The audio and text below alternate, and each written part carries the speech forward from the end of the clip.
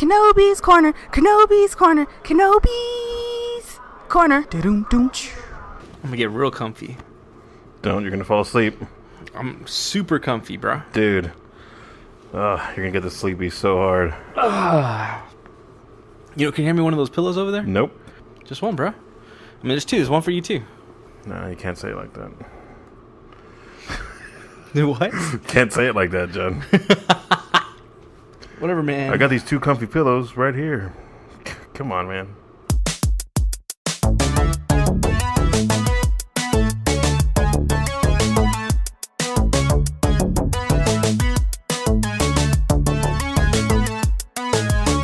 Welcome to Kenobi's Corner. My name is Eric, and this is John. Hello? Yeah, there you go. There you're at. I forgot I had a line there. He was just like, doo-doo-doo. I'm just going to scroll on my iPad. Just keep looking at this. And it was good stuff. I was reading. It was good articles that are in here. Thanks. You're welcome, by the way. And we're here to talk to you this week about everything fantastical, cosmic, and things that we find interesting in between, because we just saw Guardians of the Galaxy Volume 2. Shit, yes. Yes. I'm excited to talk about it. I totally forgot last time when we were ending the show, talking about what we're going to talk about next week, and I totally forgot we're going to watch Guardians of the Galaxy. Dude, I don't know how that happens.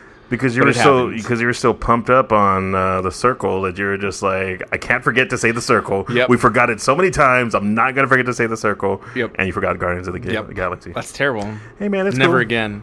Hey. I will never make that mistake again. Because it had Miss Leviosa in there. That's why you were.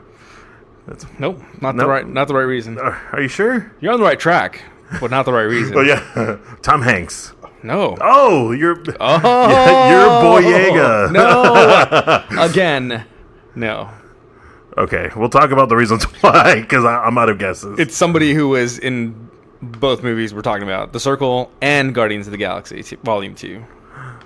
I can't believe you don't know. Anyway, let's move on. Okay, I'm thinking really hard. Sorry for the quietness.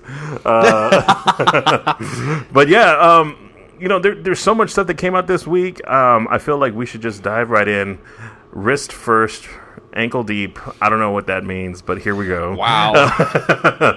It gets worse and worse every time. I know. We're just getting our whole body into it. John, let's get sopping wet with news. So there's been so much stuff coming out about Alien Covenant. There's been these little featurettes, these little previews, promos, everything that's been coming out. I know we've watched a couple, and there was that epilogue or prologue. Remember where you met the cast and the crew and all that fun jazz? Prologue. There we go. So that's not going to be in the movie, right? Believe so. I believe it's not. You believe it's not? Okay. Believe it's not. Everything is coming out, so they're even Tested, man. You seen that show Tested? It's a YouTube channel. Yeah. With Adam Savage. Mm-hmm. Yeah.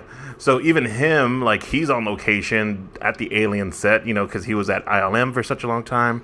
He just was really impressed with all, like, the special effects and all the practical effects that they did, because they had so many. Yeah. So they have him on set. He's doing all this stuff. But I guess during all of that, the other interviews are going on with Ridley Scott and how he's making this universe and how he wants to continue making this universe. Yeah. And then basically in this latest interview, how he says that, Alien 5, I guess in the Neil Blomkamp sense, was never going to happen. Like, it was an idea, it was a thought, kind of like a throwaway, like, yeah, it was interesting, but really, I'm the one that's going to be in the alien making business, Yeah. I thought that was some hard shade he just threw at him, man. Like, Neil Blomkamp was super excited. I mean, yeah, it seemed like he was pumped. Like, he had, like, those promos. Remember the images that we saw about it, like, way back when we first were talking about, like, Predators, how, what's his name, was going to make it? The guy who did Iron Man 3 and Alien. No, he did Shane Black? Shane Black. Yes. There you go. Yeah. So, but yeah, man, I was like, well, shit. That's pretty crazy. I would have liked to see a Neil Blomkamp Aliens, Yeah. Well, I mean, because you like Chappie and you liked Elysium, right? Yes. Both of them were good. They weren't great, but they were good. I mean, think I like District 9 most out of all of them. Yeah. Just because it seemed like it was original story, even though it was based on the short, the Aliens in Johannesburg short that he did so long ago. But I never finished watching. I never watched that movie. You never finished watching District 9? No. It made me so sick. I was super upset, and I never watched the movie again. I was pretty mad. Well, no, that's fine. I mean, just because you got the touch of the dizzies. Yep. It was real bad. It happens. It burned me on it. I don't see how that happened, and then you're able to watch Hardcore Henry. I wasn't able to watch that. That's true. That's another movie you could watch. I don't see how you're able to watch that, and you're able to watch Hobbit Part 2. Okay. Yeah, I don't think you could watch that one either. No, I watched that one. That was fine. Okay. But yeah, dude, that's crazy. Well, I mean, I think it's crazy to know that, well, I guess I was more interested in that than you were. Because I like Neil Blomkamp stuff. It's, he would have taken it in an interesting direction, but I'd like that, although kind of shitty, but I do like Ridley Scott's take, and that he's the OG, the one with the original vein of this is what my vision was, and just being able to build on that. Heck yeah. And now that it's like there's been some previews that have been coming out, some initial thoughts are like this is taking it back to the original horror of it, and like being right in the original Alien mythos. I'm so pumped about it. It's really cool. I mean, I'm excited about this one coming out. Like once Covenant is out, like we'll see what happens and where it goes, because I mean, that's all good stuff that we're hoping is going to happen, but like until it actually happens, until we actually see it, like I can't be like super gung ho about it. But I mean, like still for me, like I guess I never had a problem with Prometheus. I don't. They're not great movies like Alien 3 and Aliens 3 and 4. You think Alien 3 and 4 was a great movie? No, they were not. Okay. I just said that they were not great movies. Oh, okay. But like they were okay, like they kept things going, and even though now they've been practically like plucked out of continuity and they're no longer part of anything, like at least they weren't terrible. Yeah. And to me, Prometheus wasn't either, man. I really enjoyed Prometheus, and this one, can only elevate it. Like even though I am excited, I'm excited where this can go. I'm excited for what can come next. I still, even then, like, it's not like my excitement is not at a good level right now. You know what I mean? It's not like DC Universe, Warner Brothers level right now. But I don't know. That's all I got to say about it. Like, I mean, it's cool. I don't care that he's not doing it or was gonna do it, or it really doesn't I'm bother just me hoping that way. he stays alive long enough to complete it, because he's like damn near 90, and he wants to do 5 more Aliens. So. I don't know. But I hope he turns them out like one and done, just or just like maybe do all of them all at once. Do all Lord of the Rings style, have a bunch of crew. Well, I guess you couldn't have like a whole bunch of people surviving all those movies. I wouldn't want it Lord of the Rings style. Well, maybe Lord of the Rings style, not like the Hobbit style. Yeah. Just because, like, admittedly, The Hobbit didn't have anywhere near as big of a following, as big of a fanfare as Lord of the Rings did. And that's like literally Peter Jackson coming out and being like, dude, I shouldn't have done them like the way I did. Like, I should have taken more time, even if it would have taken longer for the movies to come out, even with pressure from the studio to get them out quicker and faster, and so they can be all released within the certain time limits that they wanted to do it in. Like, he should have said no and taken his time and done them a lot slower. So like, I don't know. I don't really want that to happen. Maybe if he just lays down the plan and he starts working with somebody who's committed to doing that exact thing, like with him, that vision, like even if something does end up happening to him or he passes away or he wants to retire, like that same vision still comes out. Yeah. Like maybe that's more of what we need. But I mean, I don't know. I don't know what's going to happen, man. Only time will tell. I mean, at least we're looking forward to this stuff on like James Cameron and oh no, Avatar, the Avatar series of stuff, like, dude. Oh man, did you see that Avatar stuff too? Yes. Oh, what'd you think, dude? That's freaking cool, man. It makes you want to go to Animal Kingdom to check all that stuff out, dude. The way that one Navi was all like, it was super fluid. It was like, I don't know. If there was only video to this podcast. Just to see you waving your arms around like that. That was amazing. Thank you for that. I'm sorry for everybody who couldn't see it. But that was amazing. I don't know. It was like watching that, because all of the animatronics are also like everybody's just almost doing the robot, but not really. But they actually are robots. Yes. But this Navi, whatever they had it was doing. Am I saying it right? Navi? Yeah. Navy? Yeah. Navi. Navi? 2 A's, V-I-E-I-E? No. I well, I mean, I don't know what the hell you're spelling it that way, but no. Lanolin? Like sheep's wool? Yeah, but that Navi, man, it was like doing some kind of weird hand things. I think it was putting everybody under a spell or something. Yeah, it was witchcraft. It was awesome. Dude, I mean, there's a bunch of cool stuff. Like, I mean, Disney knows how to do stuff right to put you in an awesome experience, man. And everyone that I've heard talk about it, like, it's already been there. Like, all the little things of like people coming up to me like, "Oh, it was amazing," or like, "It does this and there's that." And dude, I mean, all that helps to do is make me more and more excited about like the Star Wars part of Disney opening. Oh yeah, like because, dude, going like to Orlando and going to Universal, checking out Harry Potter World, like that was already pretty damn amazing. Like the fact that you get like all the facades of everything, and there's little nods to things here and there, and one of the things that I keep forgetting to tell people about, like they have like a choir, like with the frogs. Like, so there's this whole like live show with the singing frogs from Harry Potter. Oh yeah, you know, like there's like a whole like dance number that they do like on the stage with the frogs, like or toads. Singing toads? I don't know what the hell they're called. No, they're amphibians. That's fine. Yes, yeah, perfect. Thank you for that. Yeah. But yeah, man. Like, so there's like really cool stuff that like does a bunch of stuff, and with what Disney's already doing with all the Star Wars stuff, it makes me want to go like twice as much to go do that kind of stuff, because being in a Star Wars world is going to be amazing.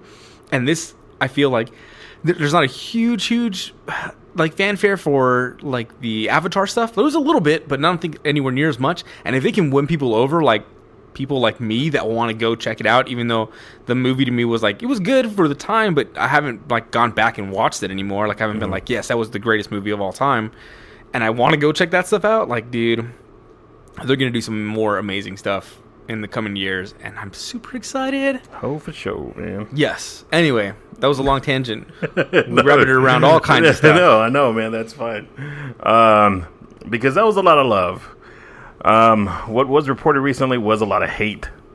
And the haters are gonna hate, dude. So Josh McDermott, do you know that character who plays Eugene in The Walking Dead? I don't know if you're fully caught up, but you're aware of this as a character. Who did you play? Josh McDermott. Do you know who he plays? Eugene. Oh yeah, okay, yeah. So pretending he was a scientist, knew stuff about like how to reverse like the zombie apocalypse, you know, or the Walker apocalypse, the Walkalypse. I don't know, that sounds weird. But basically, so if you haven't seen the season finale of The Walking Dead this past season, there's a whole lot of spoilers here. But basically, he's joined Negan's crew, and because of his smarts, he's basically turned over to him. Like, he's like, I'm part of this, I'm in it, you know, whatever. Yeah.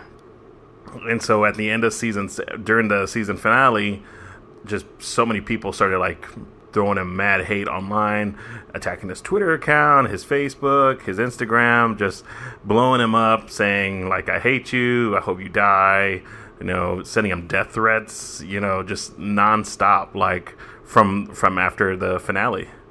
And then he went on posted a video just like saying like, you guys are jerks, cut it out.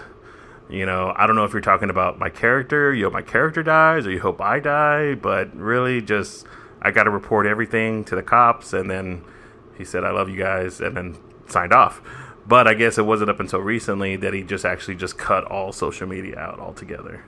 And dude, that sucks, man. Like, you know, good or bad, like, I mean, everybody's like, he's doing his job, you know, and the fact that he's getting all this like hate and animosity to build up inside you toward his character just means he's just doing that much better of a job.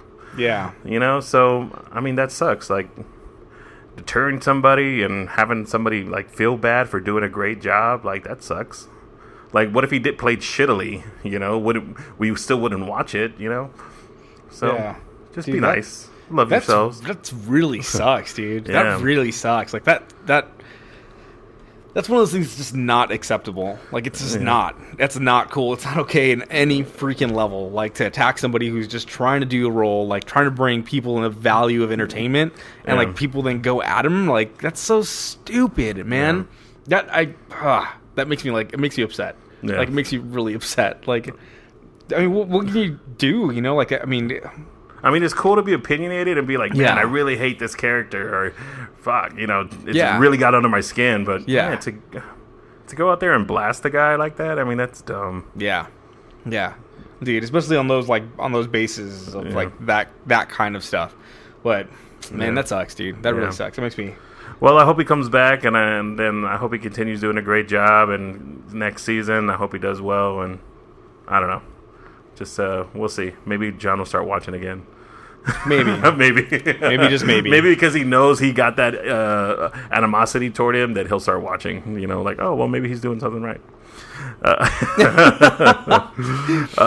don't know if it's enough to bring me back, but we'll see. Okay. I still haven't watched the last episodes. I know. Well, now shit's going down. Well, I already saw it. Like, where he kind of starts to turn, where he kind of sees the power he's got with Negan's crew. Like, I already saw a few of those episodes. So, yeah, man, it's kind of. It just makes you more upset. I don't know if I'm adding fuel to the fire, but no. But like exactly what you said, man. Like, he's doing his job as an actor, playing a role, making you hate him in the role. Like, and that's kind of what you're supposed to do as an actor, right? Like, if you're good at your job, well, then, like, dude, people are not going to like what you're doing as a character if you're able to portray it properly. Like, that's what it's supposed to happen, and it sucks that, for doing a good job, like, he's getting a whole bunch of hate. Like, terrible situation. Terry Blay. So that's you doing it. Stop it. Okay, I don't know. I have no authority. Cut it out, Ashley. Be the one person. You're the one person that's doing it. I know where you're at. I know what you're doing. Oh man. But yeah, dude. I know this next one I wanted to talk about just because I'm interested in it. I think I want to check it out. But this is my nap time. This is come bring it back, John. So they're doing like a Logan Noir, basically re-releasing Logan in black and white. I mean, it was already shot pretty amazingly, and I think even you commented on it, like how well everything was shot, and then like the just as far as like filmmaking goes, like it was done well. Yeah, it was done well, right? I don't know if it was great, but it was good enough. Not great, but definitely based on like kind of like Western style, old school style. So. But they wanted to re-release it because of that, like to inhibit some new feelings about it. It was already pretty touching for what it was, and also pretty graphic. Are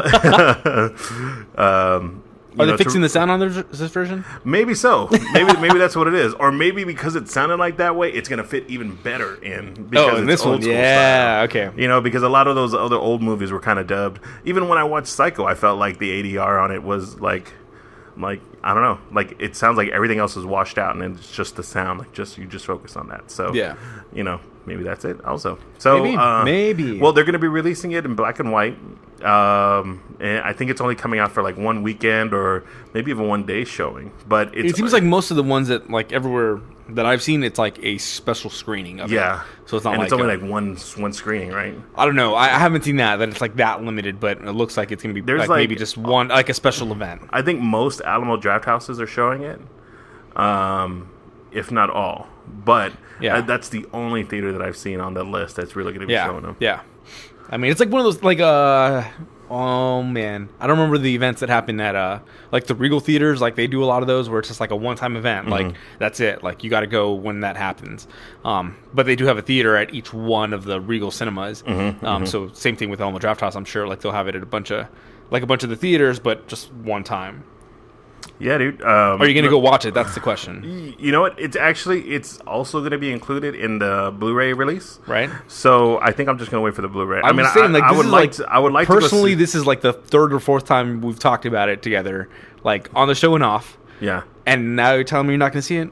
Well, I don't think I'm going to make that one night showing.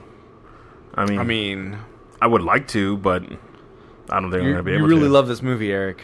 Yeah. I know, but I've seen it like 3 times already. Okay. Well, that's excusable then. I've already spent as much money, even more money than I would have bought it on Blu-ray to watch this movie enough times. Yeah. Okay. Bought tickets. All right. I'll give it to you. I've watched it twice myself, and then bought tickets for my wife as well. So yeah, I've paid enough times to see this movie. Okay, that works. Yep. Okay, what else we got? What else we got? What else do we got? The Dark Tower. Oh yeah, dude, that trailer dropped. Stephen King novelization come to life. Yet another one about an Old West style. I don't know. I guess it's a combination of everything, because it seems like there's one Old West style landscape that Idris Elba's in. Yeah. That a child in modern times kind of sees, but they're also facing the devil. Ish, kind of men in blackish, a bad guy, I guess. Like I don't know. So, and the Dark Tower is apparently the thing that's keeping the two worlds separate, and so that they need to protect it. And I guess the Idris Elba is the protector, and he is a badass motherfucker. Dude, I don't know a damn thing about this movie. I don't know a thing about the plot. I don't know anything about the book. But damn, this trailer is freaking awesome. Like, right? It's one of the trailers, like, I think it comes, like, few and far between, man. Well, maybe not. I think there's, like, I don't know, man. To me, trailers can be very polarizing. Like, it can be either really good or really bad. Like, It makes me not want to watch something at all, or, like, gets me totally excited for something that maybe I hadn't even known of before. Like this. Mm-hmm. Like, you know, so I didn't know anything about it. This has already explained a lot more to me than I ever knew about the Dark Tower. Yeah. But, dude, the visuals look great. Acting looks pretty good, even with Matthew McConaughey on there, who's not necessarily my favorite person ever. I do love freaking Idris Elba. Like, man, that guy is freaking amazing. I love the stuff that he does. And man, like seeing him be a badass in here, like a gunslinger, like dual gunslinger. In fact, like that's freaking legit, dude. It looks amazing, man. I'm really, I don't know, I'm excited about it now. Yeah. Like, I had nothing, I'm telling you, nothing at all that I knew about this. And, like, this trailer, I'm like, okay, cool. Like, I want to go watch this movie. When is it coming out? I want to see it. Yeah. Yeah, man. Stephen King's coming back in a big way. I mean, there's the Mist show coming out. And then there's Castle Rock, which is basically all of his iterations and book series that's based in the fictional town in Maine. It's coming out with Hulu soon. Yeah. So, that's right. and then the Dark Tower, man, like, dude, that guy's set. He's good to go. Yeah. Isn't it his also? Yes. Dude. So that's a lot of stuff. He's coming back, dude. Yeah, dude. Yeah, that's kind of crazy, man. Next, like, the Pet Sematary remake's probably going to happen. You think so? I don't know, man. I remember seeing that as a kid, and the transformation from, like, person to cat in one of the episodes. I don't know if it was Pet Sematary 1 or 2, but it, like, scarred me as a kid, and it looked terrible. I felt like it looked terrible. Like, and I watched it on TV, and I was like, oh my God, why is this happening? Does this happen? Is this real life? And I was like, I don't know, 5 years old. Oh my God. I was a dumb kid. Just believing it all. If it's on TV, it has to be real. Oh my God. That was definitely video. It was in cartoon. Yeah. Dude, yeah, man. No. I've never really been into Stephen King stuff just because, like, I don't. Yeah. Like, not like horror and stuff, not my thing. And, like, but this looks freaking cool, man. Like, this is something that I think I'll definitely be into and definitely be checking out when it comes out. Coolio, man. So well, back to the small screen, dude. Defenders, the Netflix original series of Iron Fist, Daredevil, Jessica Jones, and Luke Cage. Yeah. Coming together. Yeah. Like a big old delicious piece of I don't know what. I don't know. That was terrible. I don't know. Just go take it that way and then just drop it like that. Put it all together in a stew. Potatoes, throw them in there. It's delicious. Defenders. Oh my God. Assemble. Ish. Yeah. I don't know what did the do they have a call line? I don't think they have a call line. I don't think so. I think they just go. They just get it done. Yeah. And that's what happens. And it's coming out in August, which is super close. Yeah. I feel like we just got Iron Fist. Yeah. And I don't know if they were just like, oh shit, like Iron Fist didn't do as great as the other ones. Let's just drop this shit sooner. Maybe. I think that was kind of the plan from the beginning, though, because they have so many properties that are coming out now. Yeah. Because it's been 1 year, right? It feels like what, a year? This year it's 2, because we just had Iron Fist 2 months ago, maybe even less, and we're getting the Defenders drop. But then right after that is going to be Jessica Jones Season 2. Yeah. And then Punisher. Yeah. And Daredevil 3. DD3. Yeah. So, I mean, like, I don't know. It seems like they've kind of been ramping it up, like getting it a little faster each time. Yeah. So this, to me, makes sense. Like, that's what you want to do, man. Like, you don't want to, like, take forever in between stuff, you know? Yeah. Like, so, I mean, it seems like you got to keep people interested. You got to keep us, like, wanting more. And that's exactly what's happening. If Defenders is good and it's 8 episode segments, I think we'll be good to go. Yeah. And be ready just for the next thing. Just keep on pushing it out. Yeah. And, man, I just can't wait for Punisher, man. That's going to be epic. I think John Berthol's doing a great job. I think he did a great job. Yeah, I don't know if that's the one I'm looking forward to the most, but... Really? You think Daredevil? No, man, Jessica Jones, Season 2. Oh, yeah. Oh, yeah. Like, I don't know, like, the way, like, the writing, the directors on that one, like, everything about it just, man, was just such a better story for the small screen, right? Yeah. Like, I mean... I don't know if you necessarily have to agree with that, but that's the way I felt about it. Like, you know, I really felt like they were doing great stuff that fit, man. It just fit. Like, it made everything seem really cool and told things and got you engaged without having to do a bunch of, like, real gimmicky stuff. Yeah. And I feel like Iron Fist and Daredevil and even Luke Cage were so, like, wrapped up in, like, you got to do these crazy action sequences that if that fails, like I think it did in Iron Fist, like it just doesn't turn out as well. You know, like you need to have that engaging story. You need to have those characters built. You need to do a bunch of that stuff to make it really great. And I mean, I think it may have just been that they had a really great villain in David Tennant playing the Purple Man. Yeah. But like, damn, like still, like it was really, really good. And if it's that good, if the second season is as good as the first one was, it's probably going to be like one of my favorite series again from all the Marvel stuff, because Jessica Jones is one of my favorite series from Marvel stuff. So I'm really looking forward to Defenders, though. Defenders looks like it's going to be finally the culmination of everything, and it looks pretty badass. This trailer. Sigourney Weaver coming on board, you know, because it seemed like the way it's been culminating to is just, I felt like it was to the hand.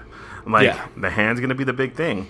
But then, where's Sigourney Weaver fit in all this? Like, is she the big bad that everybody's scared about? Like, I thought the big bad and everything was, when they talked about an Iron Fist, was going to be what's-his-name's dad, because he was alive. And they were like, well, he's the thing, whatever's powering him, that's well, it wasn't. I mean, it's something else. But I don't know, we'll see. Who knows? Who knows, sir? Who knows? Yeah, man. I'm just excited for this thing to come out. Like, I can't wait till August. Like, that's going to be pretty awesome. The next thing is also, I think, is more small screen stuff. Yeah. August also? Is this coming out in August? I felt like it is. Hold on one sec. Let's see. Well, what we're talking about is the Entertainment Weekly had, man, they've been having all these exclusives, and I think I say it every time. The first looks at Inhumans comes out on September 1st. Right after August, you know, so after we get our Defenders fix, Inhumans hits the IMAX screen. I think the first 2 episodes we get in IMAX. So it's just feature length. Could be. Yeah. So, I mean, that's interesting to see. They'll probably do like the 2-hour, like 2 1-hour episodes. Mm-hmm. And then that'll probably be what's released in IMAX. I'm assuming that's what people do, right? Like normally. Yeah. I mean, that's close to feature length. So, I mean, that's cool. I mean, it'll be like an hour and a half at least. Yeah. And the image that they dropped of the royal family, it's bad. I didn't like it at all. I didn't like the picture at all. And mostly because of the way Medusa looks. Yeah. Like, that looks really corny. Like, that's bad. That's really bad. Seems like a callback to X-Men, in the, like, 90s style X-Men, you know, black leather. Everybody's kind of leathery clad in some way, shape, or form. Yeah, everybody's got some kind of leather on them. Like, that's kind of... I don't like it. I don't like it. It is like... It feels like a giant step backwards from what they've been doing. Yeah. Like, I don't know, man. I don't like it. I wish I did, because I wanted to be more excited about this. Like, I've been flip-flopping a little bit. I was like, well, cool. Like, I think it'll be good. And then other times I've been like, well, I mean... I don't know how good it can be, and this doesn't give me very much hope. Yeah. Well, I mean, they're already like dynamic in that way, and like, how can you translate that into actual real life? You know, just I mean, you could. I mean, Netflix obviously is doing a great job of transitioning their characters, although over the top, into something more relatable and tangible. But it seems like they could. I mean, they should have done a better job, I feel. Yeah.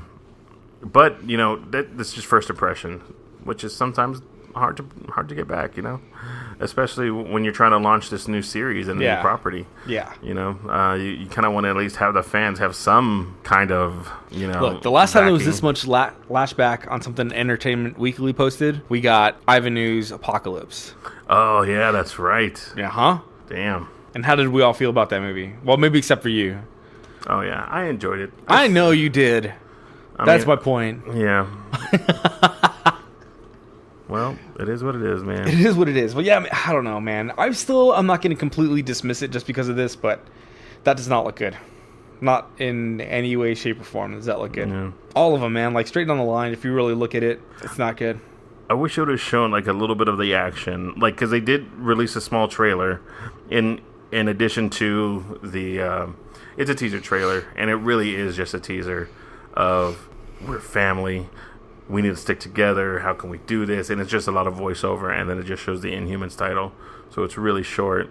So it really is just a teaser. But, hopefully they come up with something a little bit more, give us a little bit more hope in what they're doing soon. So, yeah. We'll see. We'll see. We'll see what happens, man.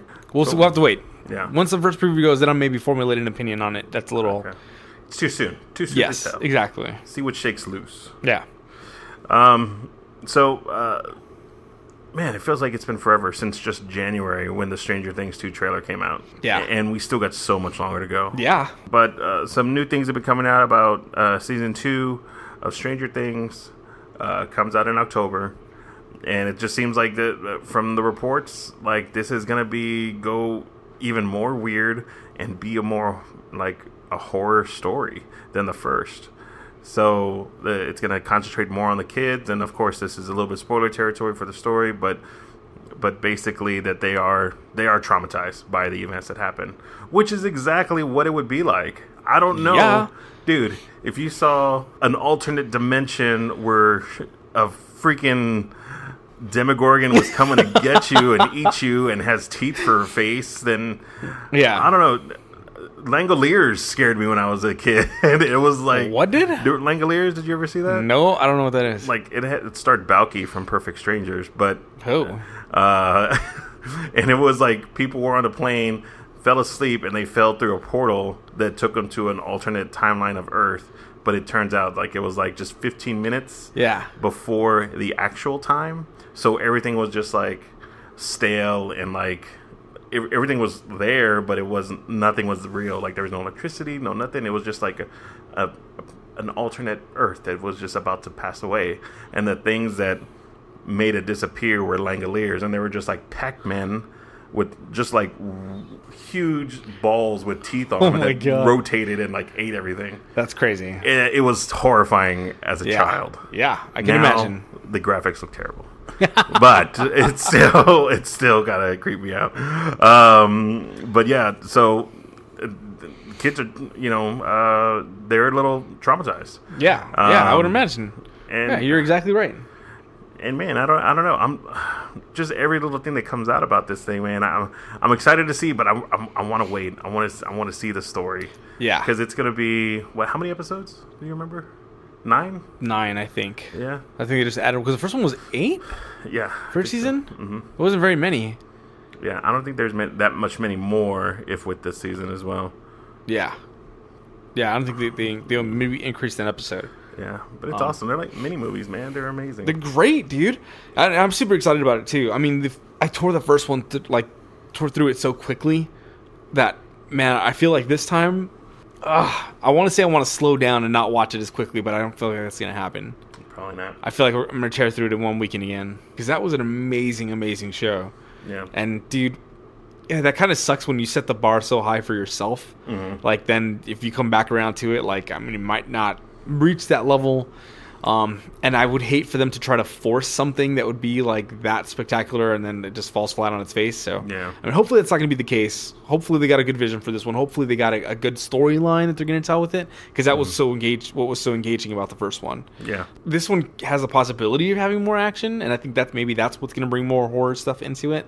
But I don't know, man. It just doesn't seem like. I mean, they had years to develop that first story, and this one is like, unless this was just a continuation, this is where it was always supposed to go, and it was just that nobody had bought that first part. The reason they didn't tell this second part, and I mean, who knows, man? But either way, I'm excited to watch it. Like, I'm excited to see what's coming next. Yeah, dude, it'll be all right. Hopefully, we won't get too teasery or too many things dropped before the actual thing happens. That way, it's fresh and new and exciting, just like the first part of Stranger Things was, when nobody knew what the hell. Before. Maybe we'll watch it. Maybe we won't. Maybe we'll just get right into it. I don't know.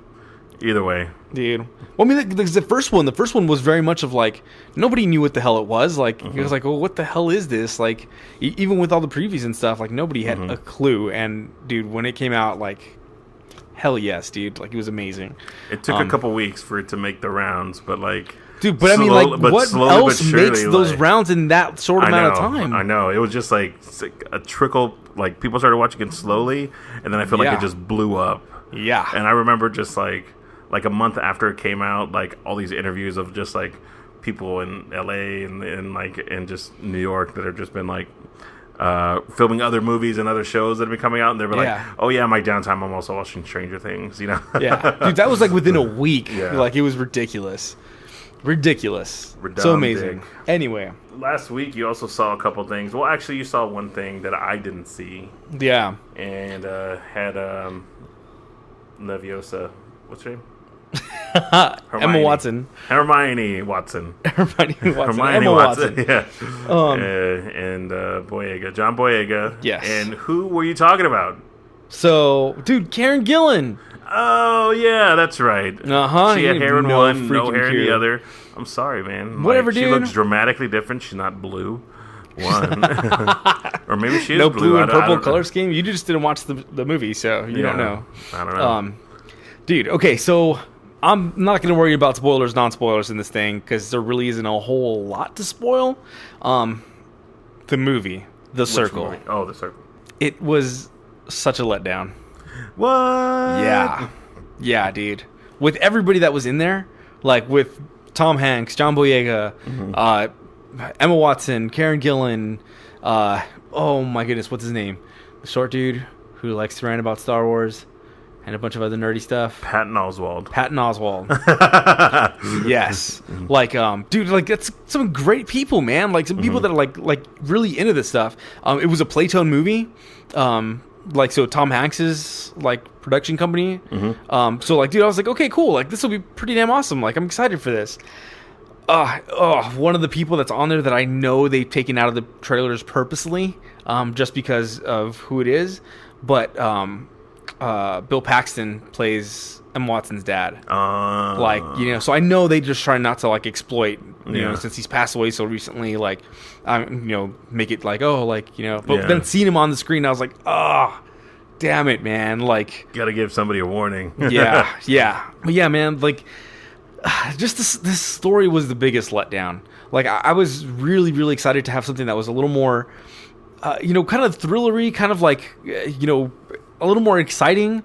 And dude, it just never delivered on that level, man. Like, it really, the big sequence, I don't even know if there's a big sequence. Because the way I felt about it when I watched the trailers, because I didn't see it obviously, was like, it was a combination of her, the net, and some other technological thriller where the system is trying to take over. I don't know. I want to say Aeon Flux, just because of how entangled everybody is. Yeah. But I mean, I could be totally off. You could be totally off. What is it actually?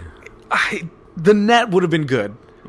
Like, The Net is actually a half decent movie, because you have this, like, at the very end you have this like sequence of stuff that has to happen for things to kind of play out. And this one, the way it ended, it was just like, what the hell was the point of it? Like, it almost felt like it was trying to be a little preachy throughout the time, right? Like, I mean, you've seen through the trailers, it's all about what kind of view everybody else has into everybody else's lives. Like, like how encompassing everything is, like how technology is coming to be.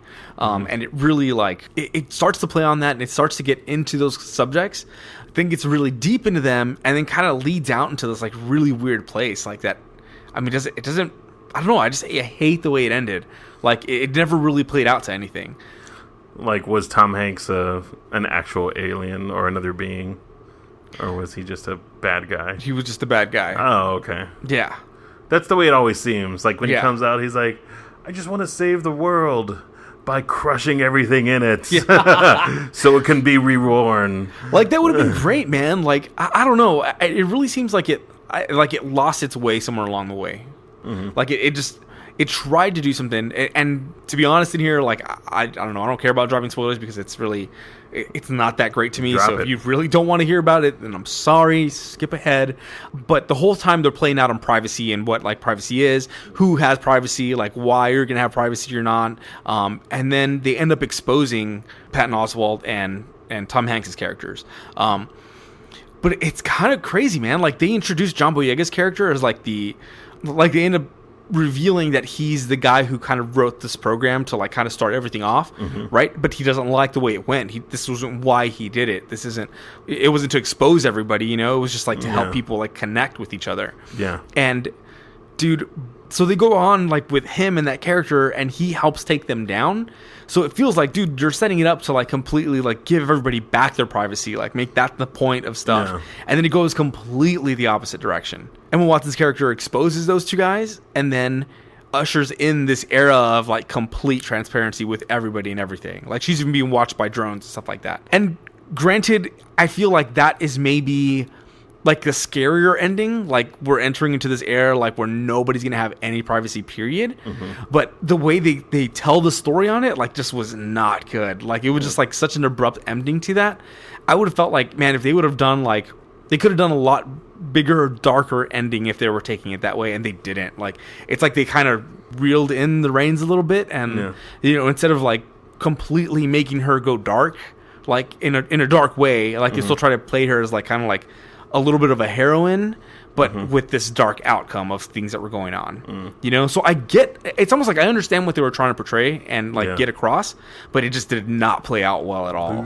Like, and that sucks, man, because like I feel like it's more of like a writing and directorial thing that happened rather than it not being a great idea played out by great people. Like, and it sucks because like, dude, I had so much hope for that movie and it just didn't play out like not like necessarily I wanted it to play out, but as well as I think it could have played out, which sucks. I mean, like, and I don't know how well it's doing. It doesn't seem like it's doing very well in the theater. I don't think people are like, you got to go watch this movie, and I mean, and it sucks because it's such great cast and everything, and it just ended up feeling like a B movie, like by the time everything was said and done, man. Like, so, and that sucks.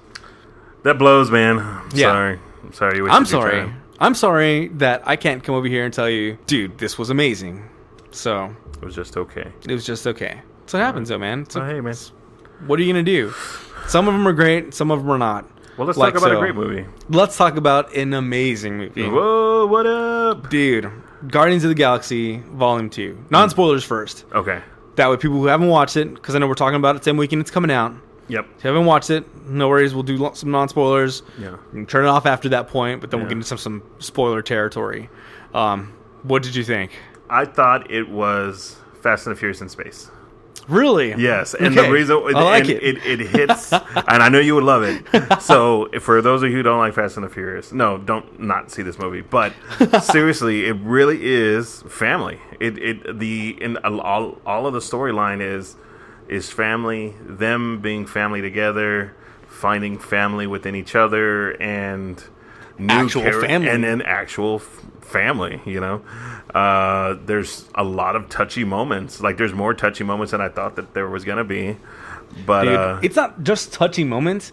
It is a freaking emotional roller coaster, this damn movie, man. Yeah. Like, there's highs, there's lows, there's dark points, there's really super happy lows, moments. Yeah. Like, and there's a lot of comedy. There was a lot more comedy in it than the first one. Yes. And dude, a lot more comedy, but also a lot more like touching moments. Like, dude, they hit you right in the feels, man. Like, and they do it intentionally, and I know they're doing it, trying to like tug on those heartstrings. And damn it, they do a damn good job about it. Yeah. Like, really, I mean, I thought it was damn amazing. The sequences with Groot were amazing. Yeah. Yeah. Like, I mean, of course, just like in the first one, awesome job.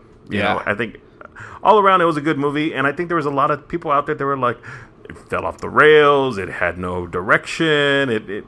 I thought it was good, dude. Like, I think it's way better than the first one. Yeah, like way better. Like not just like a little better. So or like some people were like, "Oh, it was okay." Like, dude, I think this is a definite step up from the first movie.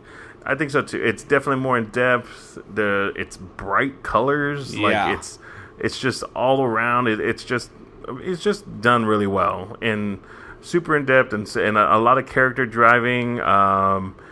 I don't feel like this is, and it definitely is. When it's Guardians of the Galaxy's at stake. Yeah. You know, it definitely lives up to the large, grandiose feel of what's going on. I think it is what it is. It's definitely still a standout movie. You know, I think that there's maybe a few elements that do tie it into the rest of the cinematic universe. And that's coming closer and closer as we're getting closer to Infinity War. But we can talk about that in spoilers. But I think overall, still a great movie. Still did well. Yeah. Yeah. Heck yeah. Like, I think it was freaking awesome, man. Like, I want to go watch it again. Yeah. Like, I'm ready to go watch it again. Like, it's one of the ones that, man, like, it grabbed me from the beginning. Like, from the beginning, I was like, dude, yes. That first sequence is awesome. Yeah. Like, awesome. And we've talked about it on the show, and I mean, it's a little spoilery, but nothing crazy. Other people have mentioned it, but like the big part of what they reveal in the trailer is exactly what people thought it was going to be the very first sequence of the movie, like kind of reintroducing to the characters. The way it plays out though is like what was like really, really cool about it. Like from the very first moments, I was sold on it. You know, I think the only other things, they don't explain why Drax is a slightly different tint than the first one. Even though I don't know. I think he looks discolored a little bit. I don't know. I mean, he looked just about the same. Well, I don't know.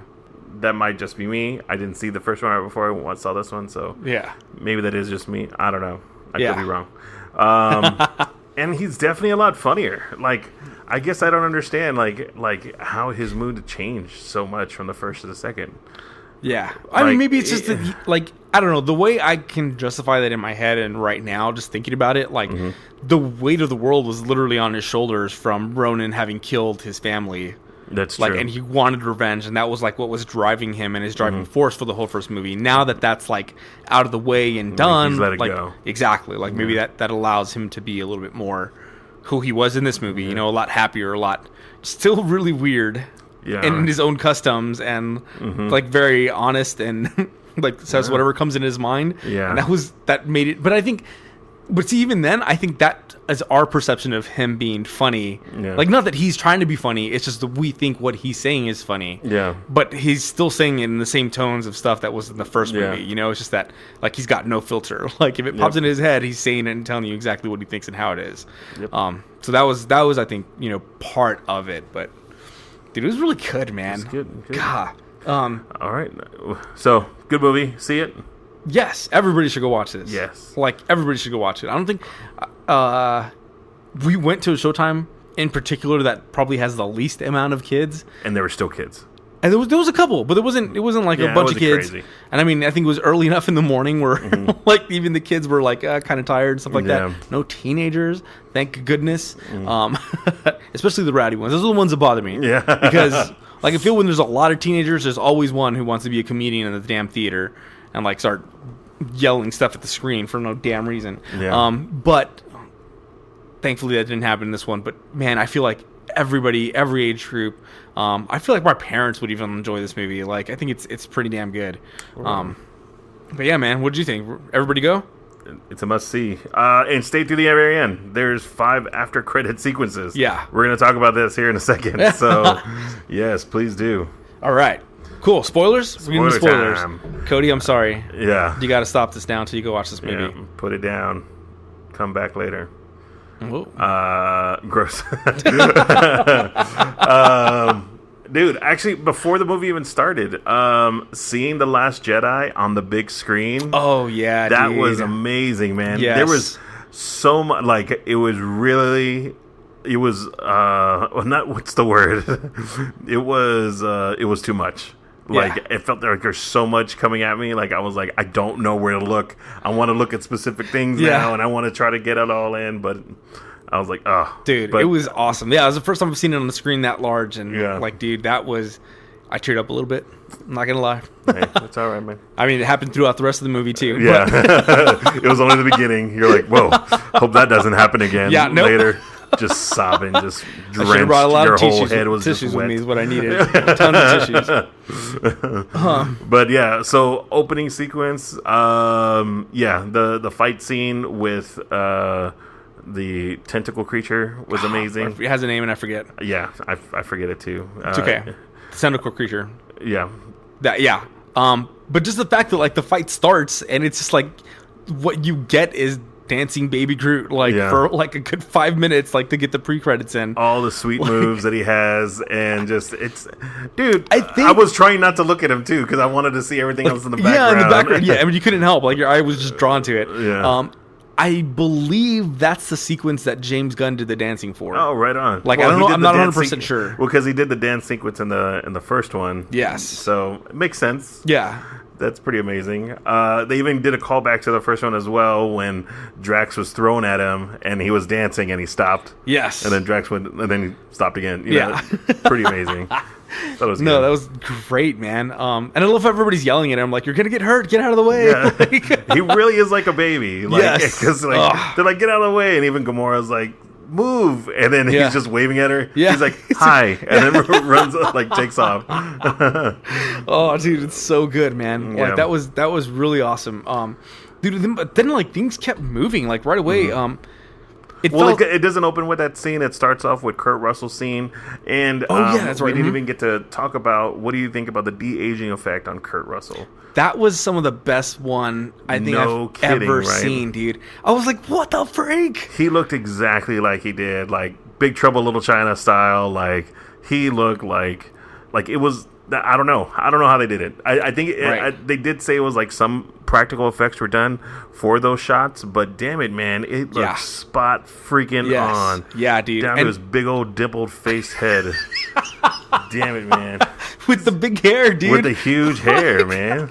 That was freaking amazing. Like, with some of the stuff, like I think part of my like what takes me out of it and what makes my eye like draw away to certain things and start picking things that don't seem right is a lot of times the head looks like it's placed on something. Yeah. You know, it looks like when they did man, that's one of my biggest complaints about Ant-Man?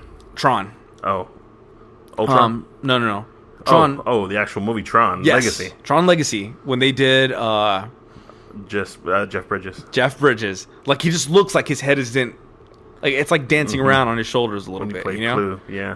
Yeah. And that's through the whole thing. It just doesn't fit exactly right. Like still liked it, and I think Tron. Movie's coming out. So. It was still. Like, it was still. It was still done well, and it's like that doesn't. I mean, it doesn't mean that it's totally bad, but you can tell immediately like it just doesn't look right. It's not right. You know. Same thing with Rogue One. Like Rogue One, like it's not bad on there, but you could tell like it's the head doesn't seem exactly right, like aligned with the body and where it should be. And dude, I think this was spot on. And then on top of that, dude, they did some like major close-ups. Yeah. Like, and I was like, dude, like that's dangerous territory, but damn, like as soon as they got close up, like that even sells it more. It's like, is that really him? Did he go back in time? Like, what the hell's going on? I like how you said, because there's a lot of close-ups of the head, but his hair was definitely in the way. You just said dangerous territory. So I like that. Dude, but it was done super really well. Like man. I think they just built on great job, Disney and Marvel. So good collaboration work. Yeah. I don't know, maybe ILM was involved. I'm pretty sure they were. Oh, definitely. Great tag team. High five, everybody. All around.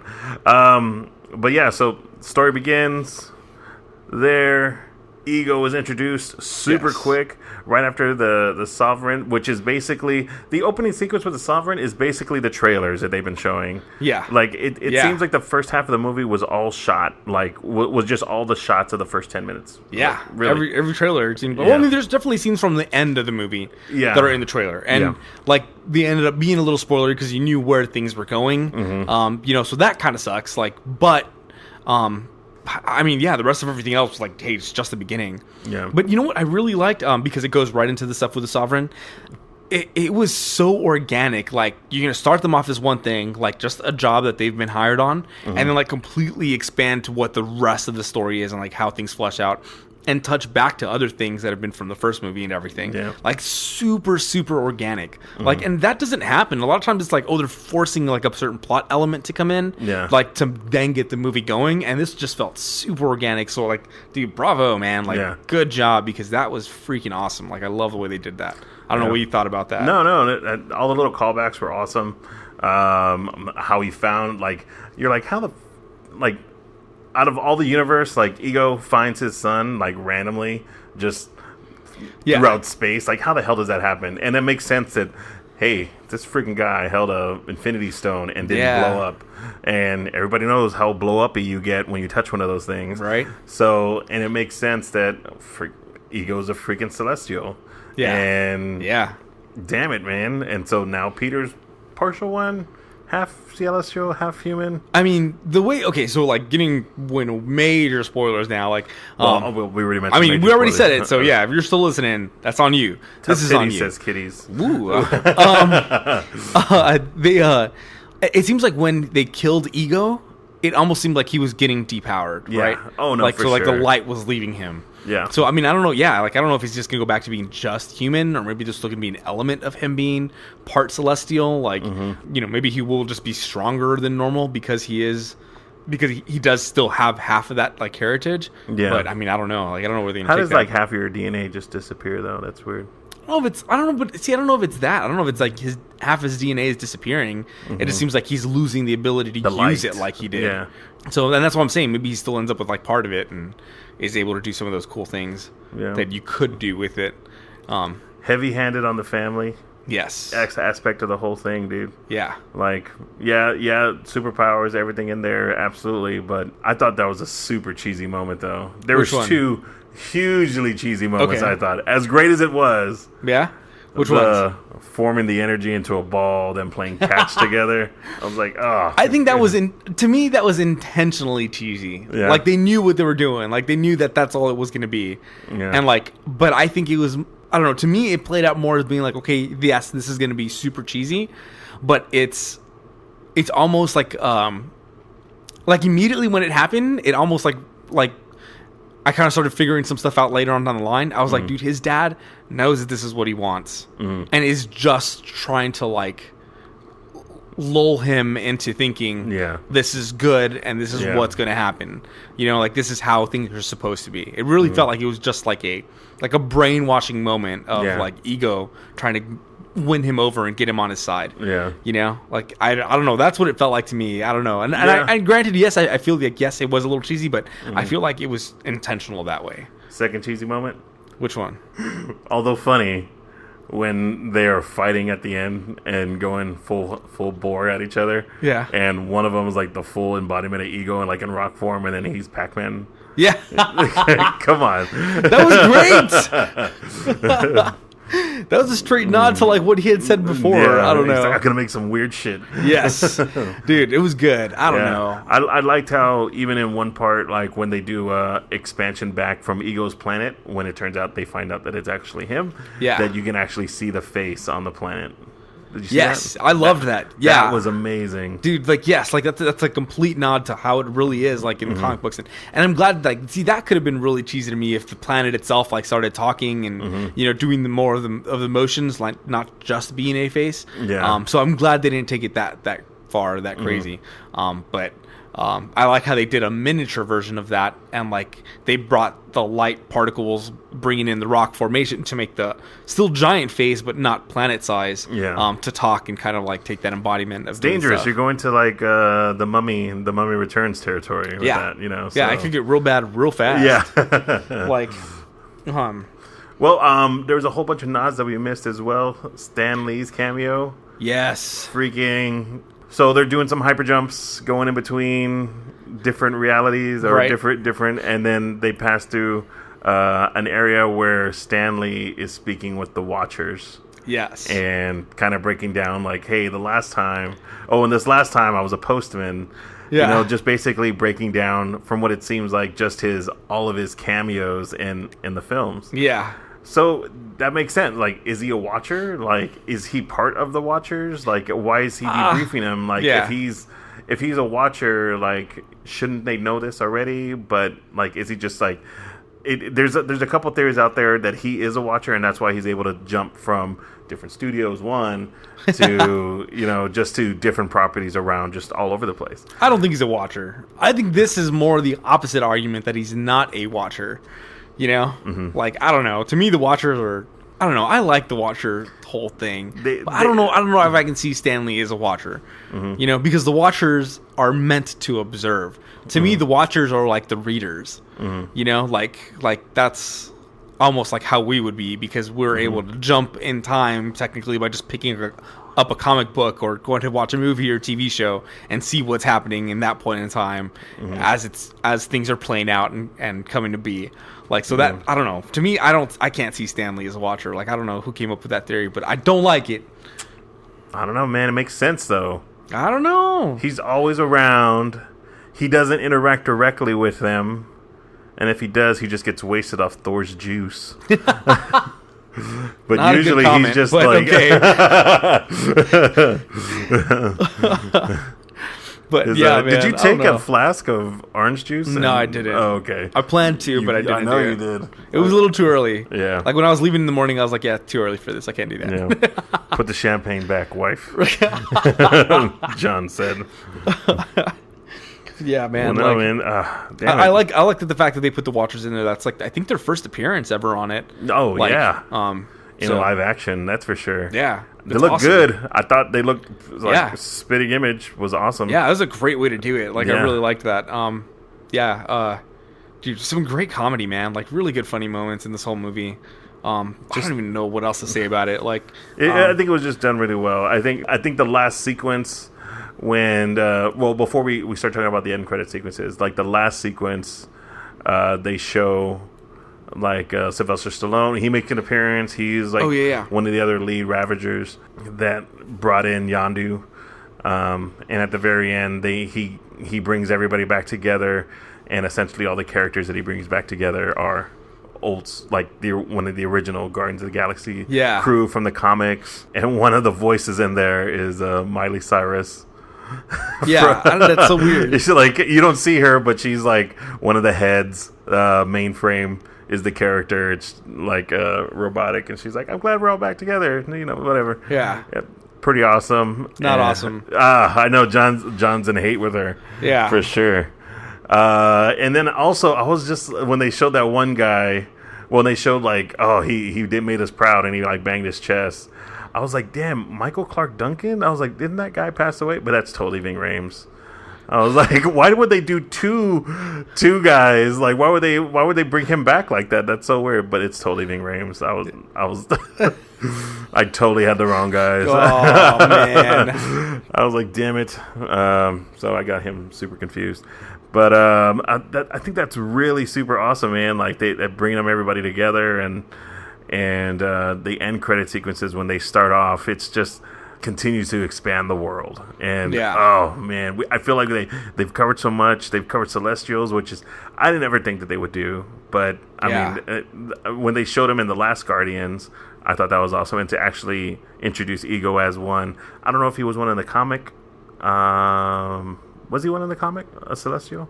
I don't know. Yeah, I don't remember if he was technically one or not. We can check it out and see what's going on. But damn it, man, like, it's amazing. Yeah, dude, like, and you got it right, man, like, exactly right. I'm right on with you. like expanding this universe and make it even crazier. And dude, the fact that this like huge Infinity War thing is coming, man, like this is just a whole nother crew that can be part of the Infinity War that they can bring on, even if it is just another cameo spot that's going to happen. Like, because that's what it really felt like, is more like just a little like, hey, nod to somebody else and bring these people who are pretty famous people in for just a little like scene. I really feel like they could bring them back for that Infinity War and give them, even if it's just the same amount of screen time, I think that's enough for them to want to come back and be part of this thing. Oh, hell yeah. Like, I mean, I wouldn't mind being an extra for this thing. Like, even if it's just for like 5 seconds, to be like, I was there, I did it. Yeah. Like, and I feel like a lot of these people who have connections into it, like who know about the comic books, who are appreciating these movies, like I feel as actors and actresses, they would want to be a part of it, even if it is just for like a few minutes to be on there. Like, because that's legit stuff. The one thing I'm like I'm hoping that it's not.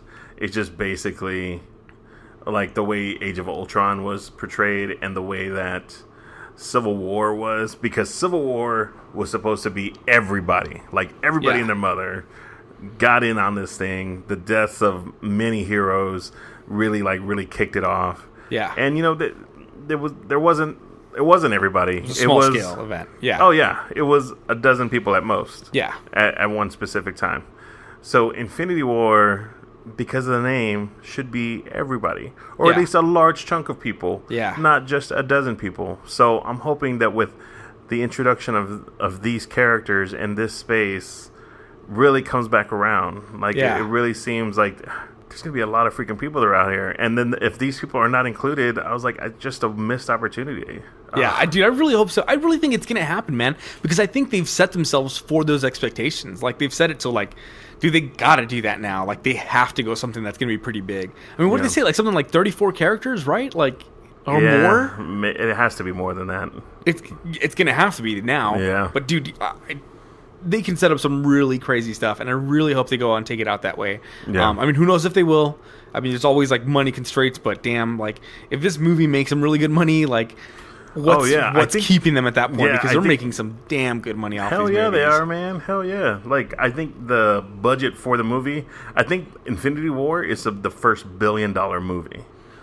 So that has to be including, like, salaries and everything, so. Yeah, dude. We were at the 9 a.m. showing on a Saturday, and it felt like it was 80% full. Yeah, it was mostly full. Not completely sold out, but damn, like, how many times does that happen where you get a theater that full for an early showing on a Saturday? And we're not even the largest city in the nation, man. Right? Like, I mean, I think I'm really hoping this movie does really great. I really want to go watch it again. I had some friends who want to go watch it, or we have some friends who want to go watch it in 3D, and they said it was really good in 3D. And some of those scenes, I was like, dude, that might look really, really cool. So I might try to go check it out before it leaves theaters. Hopefully within the next week or so, I'll go check it out on 3D, because, man, that looks so amazing, man. Like, that movie was freaking good, dude. Yeah. I loved it. Yeah. Loved it. Well, before we go, end credit sequences. What'd you think? That was a lot of them. There was a bunch. Some serious, some not so serious. Right. What was the first one? Oh, Yondu. So arrow. Yeah. So Kraglin. Well, we didn't even talk about that. Huh? We need to talk about that. Okay, go ahead. Because that was one of the most tear jerky moments I think I've ever had. Like, in a movie theater. Damn. Dude, just because of the way it wraps up everything, man. And goes from from immediately Star-Lord realizing how much of a father Yondu really was for him. Like, you know, like the complete redemption of that character after all the stuff that's happened. Everything being fully explained for why he did what he did, and his intentions really being true from the beginning. Like, and then, dude, like, all of a sudden, like, he's dead. Yeah. I was like, what the freak, man? We finally have time now. There was so much time. We could have been hanging out. Yeah. Dude. And I think they did that really good, though, man. Like, they did a really good... And then, like, paying tribute to the character. Ending it really, like, on his funeral, man. Like, ending it really, like, on his death. And it kind of being, like, a new chapter for everything now. And, man, like, that was already kind of crazy. And then the fact that, like... I don't know. So when we start getting into those sequences, it felt a little bit more like what would normally happen in a wrap-up during a movie. Yeah. You know? And that's why I kind of wanted to mention and bring it back to it. Dude, I totally forgot to mention this. Did you notice that during the entire scene, like the fight sequences, the score during those sequences was the Avengers score. I don't think it was exactly the same, It but was I think it was pretty very damn close. Exactly, yes. And yeah. it's just to kind of, I think, bring everybody around to like, hey, Right. everybody's coming together. Yeah. It's gonna happen. Yeah, dude. Like, it really is tying in the universe, you know? And I appreciate that, because when you take stuff from, like, Star Wars stuff, like, every single, like, animated series and show and like, all the movies that have come out, even Rogue One, which is a Star Wars story, not really in the episodic stuff, like, all of them have shared the score, at least a part of the score, or songs that have transferred in between one or the other. They've done that and bring that whole thing together and bring it into one continuity. And so the fact that they did that with the music here, I was like, yes, man, like, make it one big universe. Like, let's see it all be one giant thing and not just, like, you know, everybody doing their own little pieces here and there. Yeah. And I mean, it already was feeling like one giant thing, but this, like, tied it in way more and made it feel even more so. Yeah. So yeah, I like that too. I dug it, man. Yeah, man. So, leading right into the end credit sequences, the first one is Kraglin trying out the fin from Yondu. Yes. I don't know how we got the fin. Apparently, since we saw it, like, I'll get burned up in his. Maybe it was another fin. It was a prototype, it was man. a prototype. I mean, they should have the schematics for that, right? Maybe there's plans for it somewhere. So he's trying to figure out the whistle and try to make the arrow shoot or go through things, and failing, and then snags Drax right in the chest, which pretty freaking hilarious. Yeah, it was great. Yeah, and the fact that he just keeps yelling, "Ah!" It's just like, okay, I'm out of here. Oh my god, that was amazing. What was the next scene? Do you remember? It goes back to, like, the like, basically who's the original Guardians, like the original Guardian team. Oh, yeah. With the, like, now played by Sylvester Stallone. Yeah. So, like, all the original ones. Yeah, and just call back to them. And them coming back together. So maybe Sylvester Stallone will be in the next movie. Who knows? Maybe, possibly. David Hasselhoff, we forgot to mention his scene. Oh, yeah. He had a great little cameo. Yes. Going back to Knight Rider, which is amazing. Oh, yes. And then Zune. Throwing in a Zune in there. Dude, I had 3 Zunes, all of which were stolen. So all of you out there who are like, iPods were obviously going to make it out. Dude, no. Zunes, man. I had a brown one and 2 black ones. Oh, my God. Well, the brown and green and then black and blue. But, I mean, oh, my God. They were like the best thing ever. And I don't care what you say. Yes, iPods were amazing. And, of course, the whole iPhone... The I era is upon us. But, damn it, man, that Zune was amazing. I loved it. Whatever, man. I know. If more people loved it so much, it would have been around still. Yeah. But, yeah. It was just a copy of an iPad, man. Yeah. I mean, or iPod. That's all it was. It's totally fine. It was just so when you good. have something good, people are going to mimic it, so. All right. All right. But yeah, so dude, I love the line in there. Like, this is what Earthers are using now. There's like 300 songs in it. It's like 300 songs. Like, well, that's so huge, man. He amazed didn't even by get it. to have CDs, like, so he didn't know what that was like. Yeah, you know? I know. I he hear didn't know ya. he can go back and forth on a Like, track. MP3 CDs would have blown his mind. Yeah. Like, Oh man. So like the third scene in there is then Adam Warlock. Going back to the Sovereign. Yes. Going back to, I think her name is, what is her name? Aisha. Aisha.